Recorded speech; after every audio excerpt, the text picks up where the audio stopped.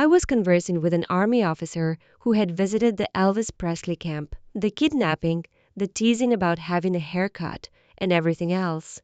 Like a drum major, he handled everything.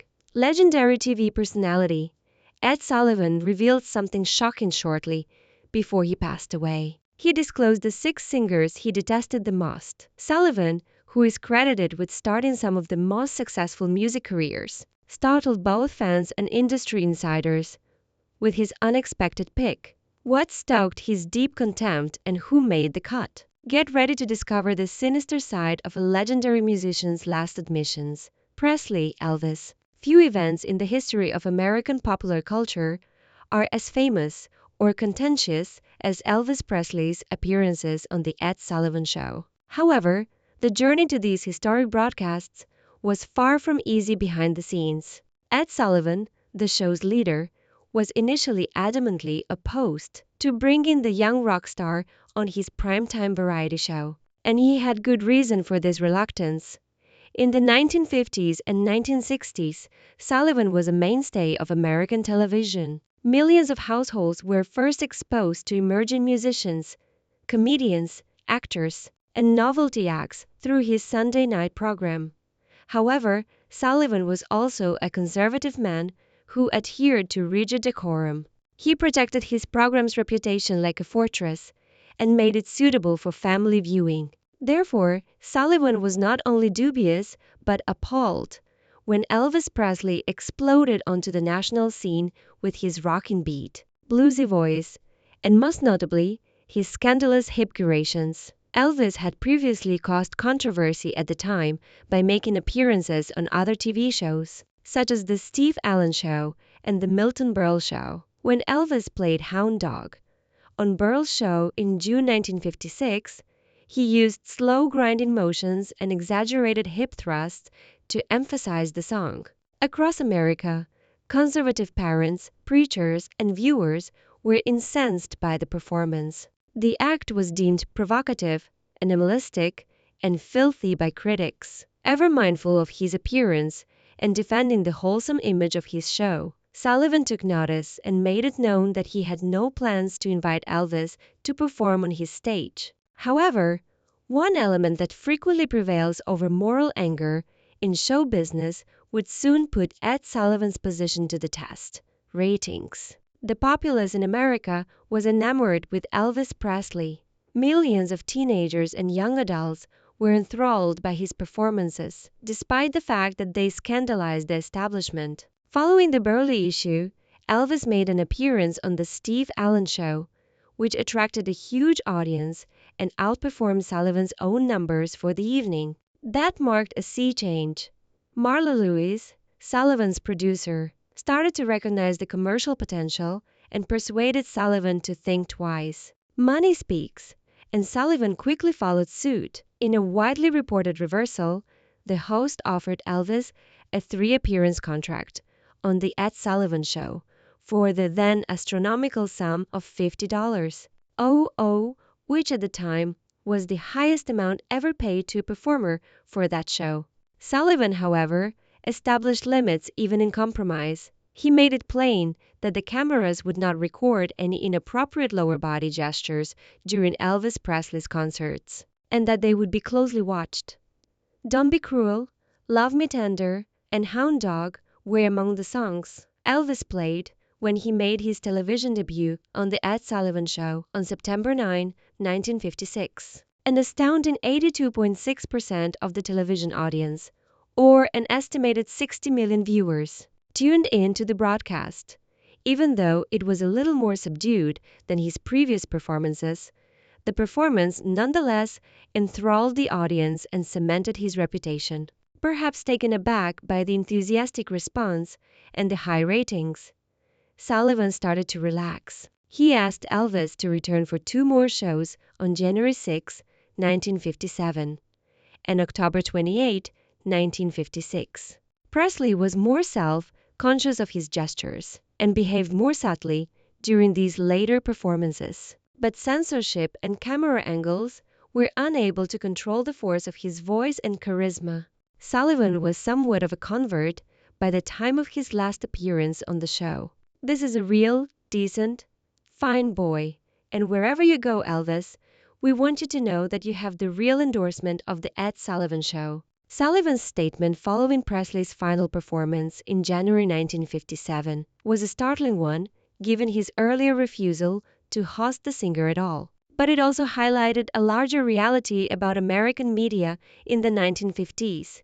The tide was turning. A younger generation that won music that expressed their passions, their rebellion, and their rhythm was driving the fast-paced cultural shift. That shift was personified by Elvis Presley. And whether he realized it or not, Ed Sullivan contributed to its introduction into American living rooms. Paradoxically, even though Sullivan had made an effort to control Presley's fervor, his presence gave rock and roll a certain respectability.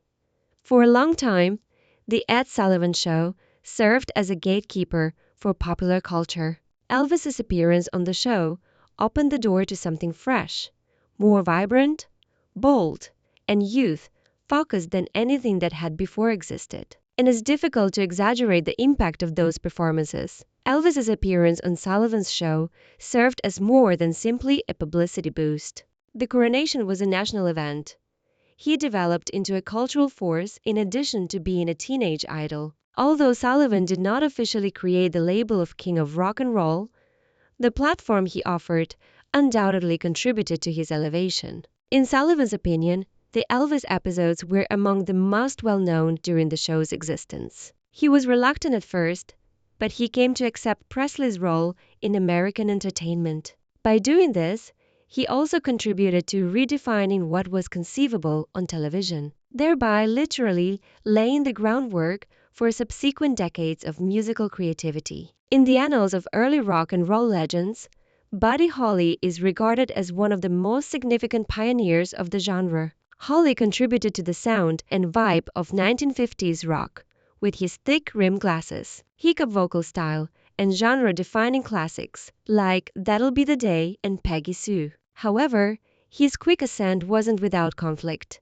particularly with Ed Sullivan, the most influential tastemaker of the day. Their meeting was more than just a meeting between a well-known media company and a rising star. Youth and establishment, rebellion and constraint, clashed across generations, and when Buddy Holly and his band, the Crickets, made an appearance on the Ed Sullivan Show one fateful night, everything came to a head. The Ed Sullivan Show was already a national institution when Buddy Holly was asked to participate in Sullivan's famous Sunday night variety show. The show, which drew a huge weekly viewership, was America's leading platform for up-and-coming artists. Like for performers like Elvis Presley, a performance on Sullivan's stage has the power to launch a career. However, there were conditions linked to the opportunity. Sullivan was renowned for being heavily involved in all aspects of the production of the show. With a careful and frequently heavy hand, he censored lyrics, approved set lists, and managed stage presentation. He stayed true to his principles, making an effort to keep his show substance appropriate for middle-class, family-oriented audiences. Few musicians exemplified that new spirit of independent-minded rock like Buddy Holly, and it didn't always sit well with the new crop of musicians who were starting to question the established quo. The song selection was the first thing that caused Holly and Sullivan to argue. Oh Boy, the Crickets' famous single that had already become well known among youngsters nationwide, was set to be performed. Sullivan, however, objected to it. He reportedly thought some of the lyrics were suggestive, especially the line, "All of my love, all of my kissing, you don't know what you've been missing." Although it may seem mild by today's standards, in 1958, Sullivan was nothing if not conservative, and such language was enough to make more conservative audiences take notice. Sullivan insisted that Holly choose an alternative, less offensive song to replace Oh Boy. Buddy Holly, who was already well known for his quiet, self-assured, and straightforward demeanor, declined. He had no intention of letting a TV host dictate what music he was allowed to play or not. He insisted on performing Oh Boy with the Crickets, whether it went as intended or not. Sullivan, who was known for not getting along with artists who questioned his authority, was enraged by this disobedience. The two men's relationship took a sharp turn for the worst after that. The backstage environment was angry and heated as the concert drew near. Holly was said to have received frigid treatment from Sullivan, who did not show her the customary courtesy shown to his guests. According to some reports, he purposefully reduced the band's volume so that their performance would be more difficult to hear on TV. A small-minded act intended to discipline Holly for his noncompliance. Buddy Holly and the Crickets put on a great show, in spite of the backstage drama and Sullivan's cold demeanor. They performed "Oh Boy" on stage on January 26, 1958, with the same fervor and vigor that had made them famous. Holly's charm and musicality were still evident despite the sound mix being more subdued than normal. Viewers at home were impressed, and the studio audience reacted with enthusiasm. The performance validated the beliefs of many of the kids in attendance. Buddy Holly was more than just a vocalist. He was authentic. Few performers at the time had street credibility like him because of his unpolished appeal, raw sound, and reluctance to comply with censorship. Sullivan allegedly ignored Holly again after the show. Crickets members claimed that Sullivan never invited the band back and merely offered a hesitant handshake. Holly had anticipated the appearance would be a career milestone rather than a power battle, so the encounter left her with a bad taste in her mouth. However, the event left a lasting impression. Buddy Holly's unwavering position improved his reputation with fans. Holly remained steadfast during a period when many artists were prepared to submit to gatekeepers' demands. By doing this, he helped to define the rebellious spirit that would define rock and roll in the years to come, and showed the growing influence of adolescent culture. Even though he had a run-in with one of the most influential people on television, Holly's legacy in music was already set. Unfortunately, he perished in a plane crash at the age of 22 a year later, ending his life and career.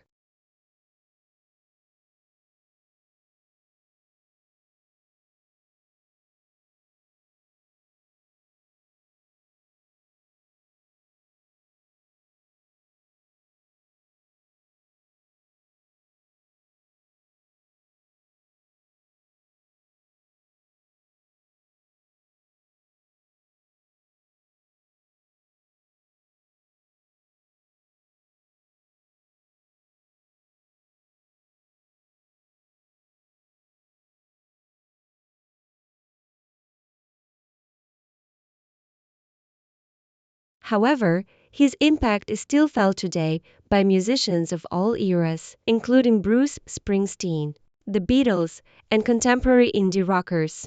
Ed Sullivan and Buddy Holly's conflict went beyond their personal differences. It served as a metaphor. It symbolized a more significant change in American culture, the decline of traditional respectability in favor of something more genuine, intimate, and unrestricted. Sullivan considered himself a defender of public morality. However, in his efforts to uphold that ideal, he frequently ran afoul of artists who were merely expressing the shifting ideals of their era. Buddy Holly became a hero to a generation that was beginning to expect more than sleek grins and innocuous songs because of his unwavering integrity and belief in artistic independence. Bob Dylan encapsulated the burgeoning spirit of dissent, intellectualism, and lyrical revolt more effectively than any other artist during the early 1960s, when the cultural landscape in America was starting to undergo a significant upheaval. Dylan's gritty voice, acoustic guitar, and harmonica were rapidly making him the voice of a generation fed up with war, conformity, and political hypocrisy. However, his ascent to national fame was not without its share of conflicts. In an anticipated confrontation with Ed Sullivan, the undeniable gatekeeper of mainstream American television, was one of the most important early events in Dylan's career. The Ed Sullivan Show was the most significant venue for performers looking to reach a large audience by 1963. Stars like the Beatles and Elvis Presley had become household names thanks to their appearances on Sullivan's show. Bob Dylan received an invitation to appear on the show at the age of barely 21. a significant chance to get in front of millions of Americans and make his unique fusion of protest, satire, and folk music widely known. Dylan agreed to sing Talkin' John Birch Paranoid Blues, a scathing parody song directed against the extreme conservatism of the John Birch Society, a far-right organization notorious for spotting communist plots all over. Dylan takes on the voice of a narrator in the song who is so fixated on eradicating Reds that he starts to distrust everyone in his immediate vicinity, including the mailmen, teachers, and civil rights advocates. The commentary was evident despite the ludicrous and inflated lyrics. Dylan was making fun of the widespread, illogical dread of communism that had engulfed much of America following the Cold War and McCarthyism. Ed Sullivan himself did not react to the song during the live broadcast rehearsals on May 12, 1963. According to sources, he actually nodded quietly in appreciation of Dylan's performance, seemingly amused by it. However, CBS network management intervened at the last minute out of fear of possible Lyle lawsuits or reaction from right-wing viewers. Dylan was told by a CBS attorney that unless he altered the lyrics or chose a different song, his performance of John Birch Paranoid Blues would not be permitted to air. The network was concerned that the song would be seen as insulting or slanderous to the real John Birch Society, even in a parody setting. The request was a red line for Dylan. Rather of making concessions or agreeing to change the song, as many emerging artists might have done in order to get national recognition, he flatly refused. Dylan reportedly said firmly, "If I can't play my song, I'm not going to play it all," and then abruptly left the show, leaving Sullivan, the producers, and the network in disbelief. Dylan's choice to turn down the opportunity garnered media attention. Many in the press praised his stance as an act of artistic bravery. Many young Americans viewed Dylan's refusal to submit to censorship as a daring, even heroic, act during a period when social and political tensions were on the rise. The civil rights movement was gaining steam, and U.S. involvement in Vietnam was starting to intensify. In the immediate aftermath, CBS broadcast a statement implying that the dispute had been a misunderstanding, but the damage, or perhaps the legend, had already been done. He was not just another entertainer.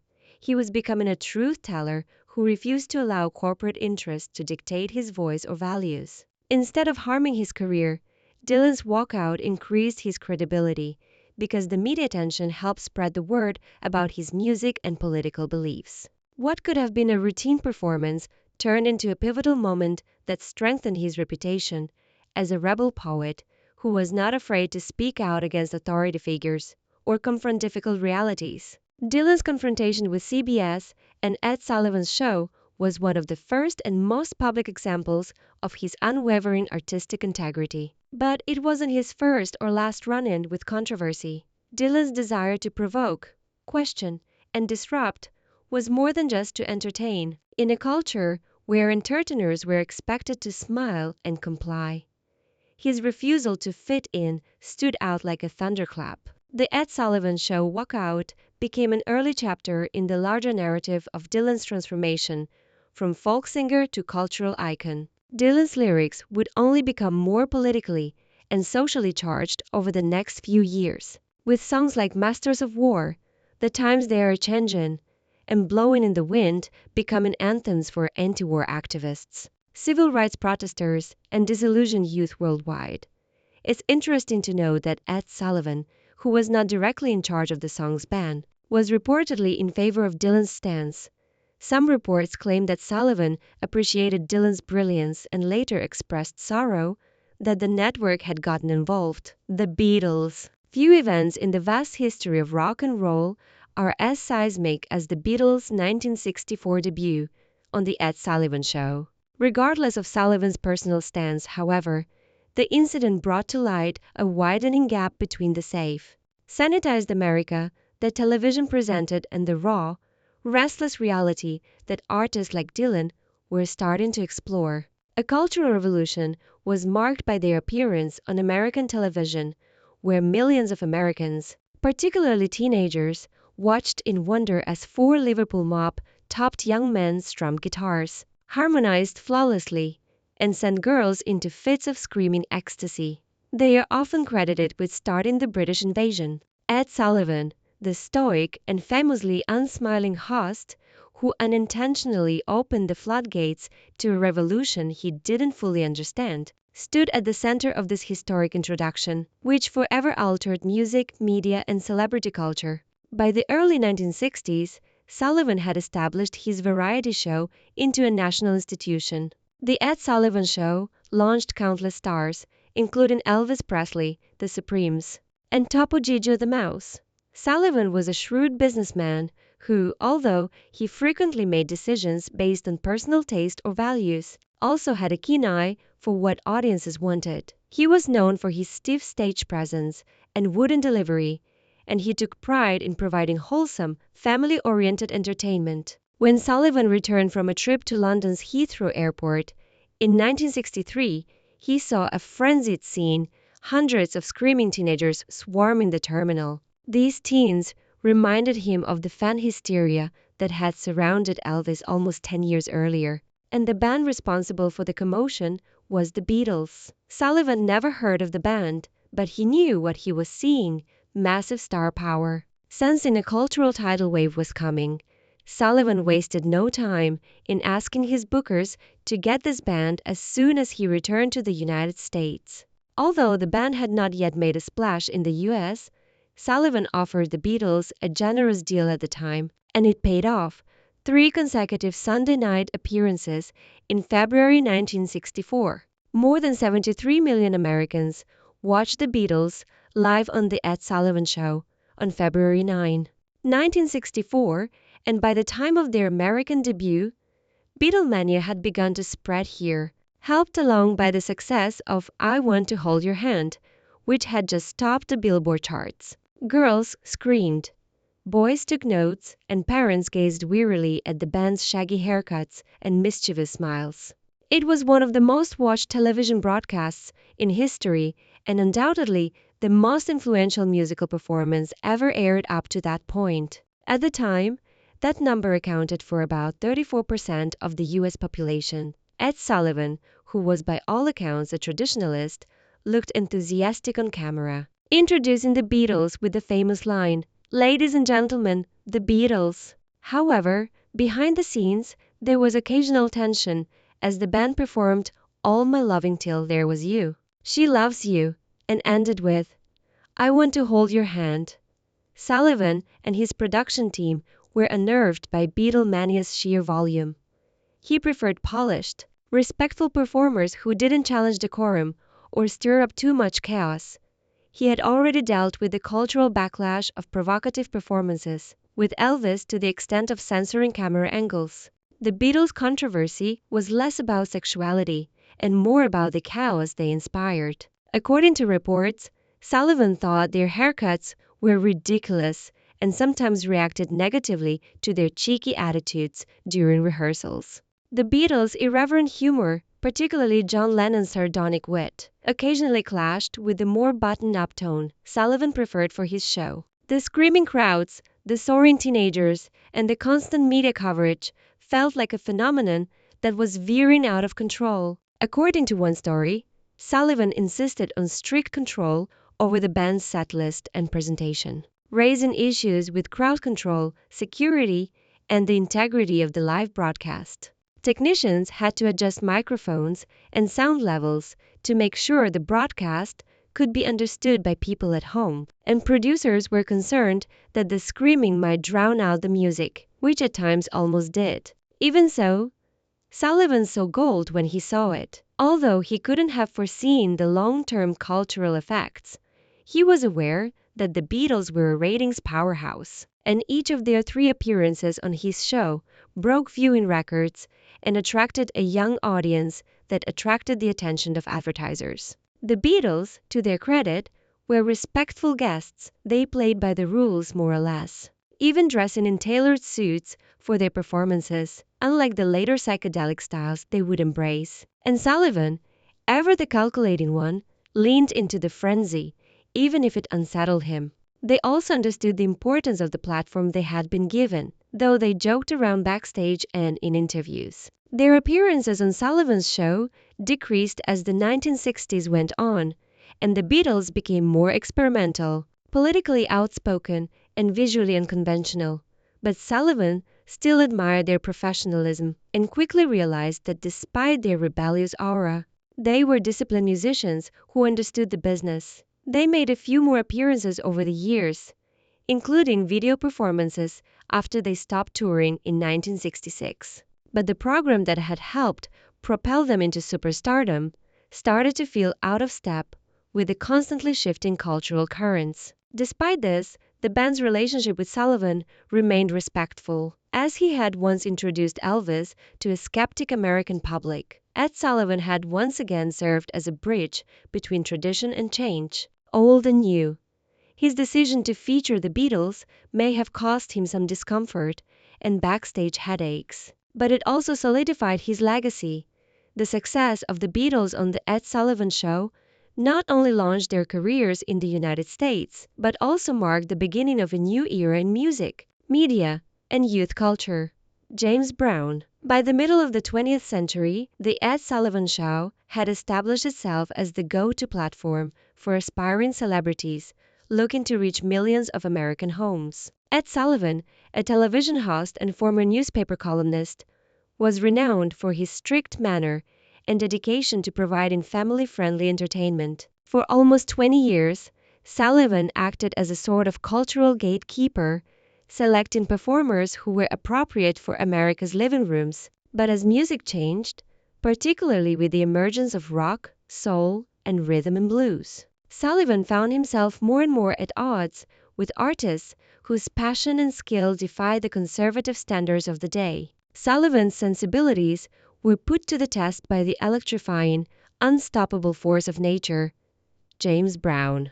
Known as the godfather of soul, Brown was more than just a singer, he was a revolution in motion, combining shout, singing, frantic dancing, gospel-fueled vocals, and a command of the stage that verged on spiritual possession in his high-octane performances. In an era still characterized by racial divisions and cultural caution, Brown's presence on mainstream television was a radical act in itself. At a time when he was unquestionably a crowd puller, his relationship with Ed Sullivan and his show was complicated.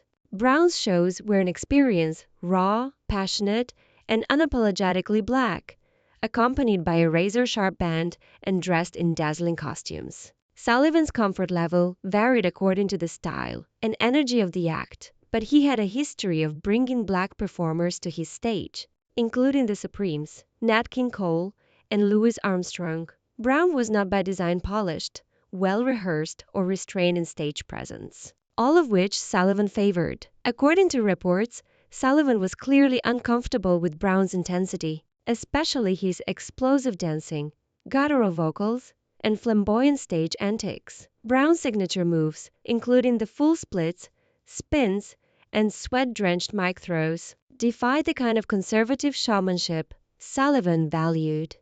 His entire philosophy was centered around shattering stiffness and formality and replacing it with something thrilling, soulful, and deeply physical.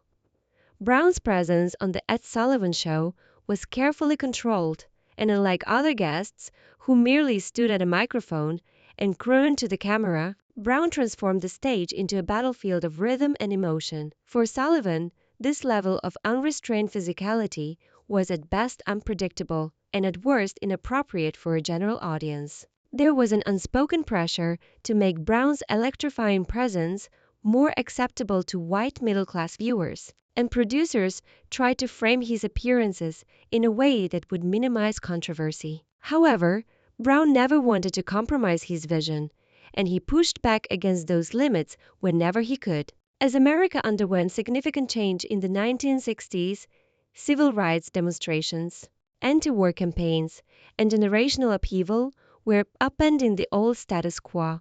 The tension between Sullivan's traditional values and Brown's revolutionary energy reflected a larger cultural conflict. Brown was a symbol of the new America, bold, political, emotional, and uncontrollable. Even though Sullivan might have been uncomfortable with Brown's style, he was unable to deny the impact of the performance, and audiences responded viscerally to his music, which included songs like Papa's, Got a Brand New Bag and I Got You, I Feel Good.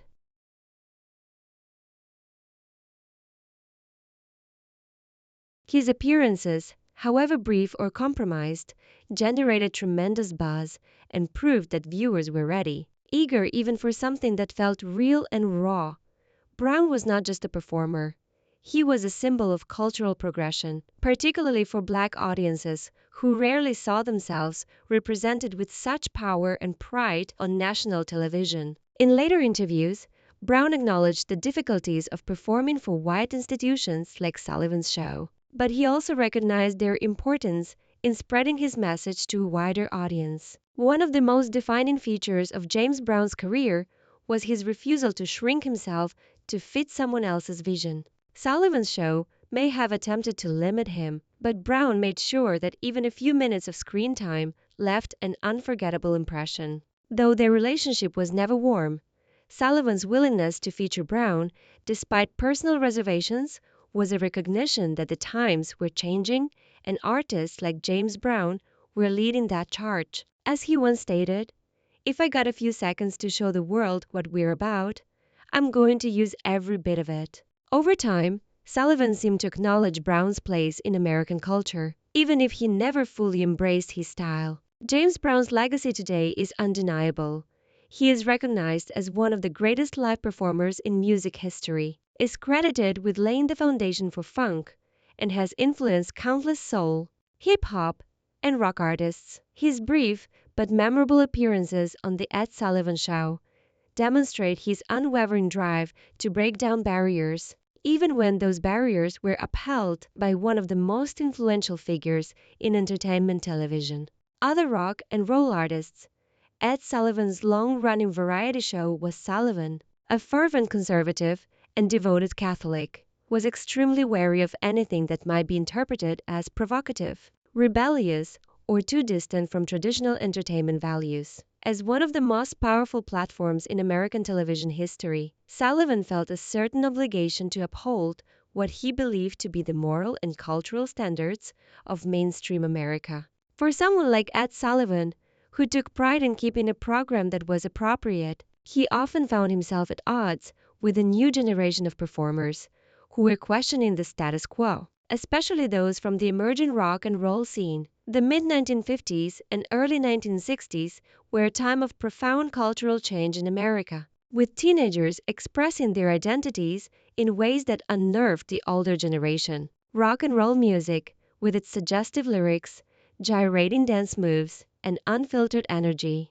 became a symbol of this cultural shift. Sullivan's attitude toward rock and roll performers was frequently a combination of fatigue, pragmatism, and occasionally reluctant tolerance. On the one hand, these new acts were unquestionably popular and brought in massive ratings, but on the other hand, they threatened the wholesome image he had cultivated for his show. This presented a dilemma for family.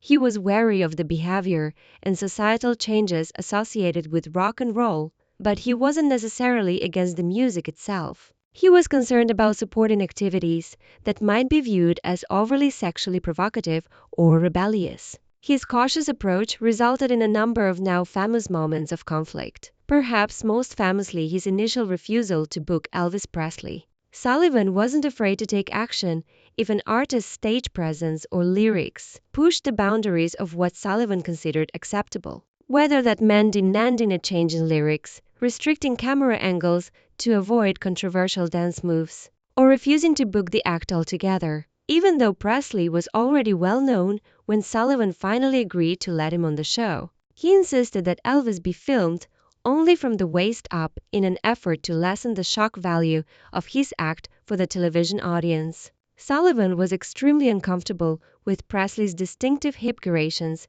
and overtly sexual performance style. Even so, Presley's appearance was a huge hit and helped him become even more famous. Sullivan saw the ratings victory as unavoidable, even if it meant sacrificing his own morals. However, Elvis was not the only rock and roll artists to clash with Sullivan or experience the consequences of his conservative filter. Jerry Lee Lewis, the Rolling Stones, and the Doors all encountered Sullivan or his producers. And the pattern was the same, a performance judged too provocative or lyrics perceived as some artists played along, changing their lyrics or toning down their act to secure the national exposure, while others, like Jim Morrison of the Doors, refused to comply, famously singing the word higher in Light My Fire, despite being asked not to. Sullivan was reportedly infuriated by Morrison's defiance and vowed never to have the band back on his show. Inappropriate results in attempts at censorship or outright cancellations. Additionally, many African-American performers who combine gospel, soul, and R&B into more intense or passionate displays were viewed with skepticism. And lesser-known artists simply never had the opportunity to perform if Sullivan or his producers thought an act might offend their core audience. While Sullivan did help promote several black artists, including the Supremes' Jackie Wilson and Sam Cooke, he was selective about who got the nod and often expected a certain level of restraint in their presentation. Those who leaned too heavily into the raw emotional energy of rock and soul were sometimes deemed unsuitable.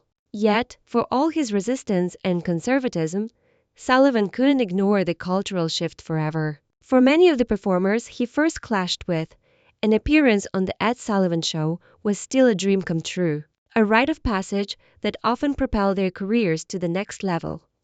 However, the pressure from young audiences and the ratings that followed forced him to make concessions, and he reluctantly let more and more rock and roll acts onto his stage, undoubtedly helping to legitimize the genre in the eyes of mainstream America. Although he undoubtedly served as a barrier for certain artists, Ed Sullivan's show nevertheless helped bring rock and roll into the national spotlight, and his dual approach as reluctant kingmaker and gatekeeper is an intriguing illustration of the conflict between the old and the new in American pop culture. We hope you have found this video useful.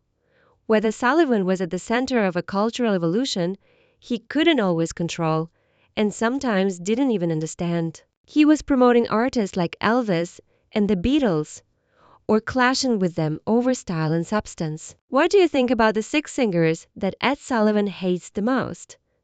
Leave us your thoughts in the section below. Thank you for viewing this, and I hope to see you in the upcoming videos. Please remember to like, share, and subscribe to the channel if you enjoy it.